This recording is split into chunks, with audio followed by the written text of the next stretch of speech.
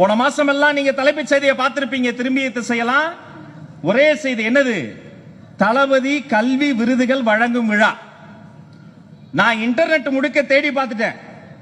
வேறு எங்கேயாவது உலகத்துல இத்தனை நாட்கள் அத்தனை பெரிய அரங்கம் வந்தவங்களுக்கெல்லாம் சோறு போட்டு அவங்க அப்பா அம்மாவை அரவணைத்து தேடி தேடி பார்த்து அழைத்து வந்து கொஞ்சம் கூட முகம் சுளிக்காமல் நீ ஏன் என்னோட வண்டியில வரேன்னு சில தலைவர்கள் நீங்க மெட்ரோல பார்த்திருப்பீங்க. அப்படி லெப்ட் ஹேண்ட்ல டப்புன்னு அடிச்சு விட்டார் ஒரு தலைவர்.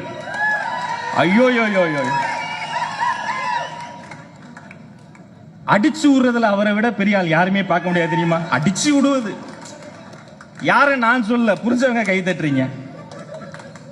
ஒவ்வொரு நாளும் ஒண்ணு சொல்வாரு. ஊரே சட்டம் ஒழுங்கு சீர்குலைந்து சந்தி சிரிக்கும். அப்ப திடீர்னு வந்து அவர் சொல்வாரு, சட்டம் ஒழுங்கில் சிறந்த மாநிலமாக தமிழகம் மாறிக்கிட்டு. எங்க மனசாட்சி வேணாமாங்க? சொல்றதும் சொல்றீங்க, கொஞ்சம் பொருந்த சொல்லலாம்ல. போராட்டம் என்று சொன்னால் என்னவென்று இந்த தலைமுறைக்கு காட்டிக் கொண்டிருக்கிறோம். தமிழக வெற்றி கழகம் போராடவில்லையா? கோயம்புத்தூரிலே குப்பை கிடங்கு உலகத்தில்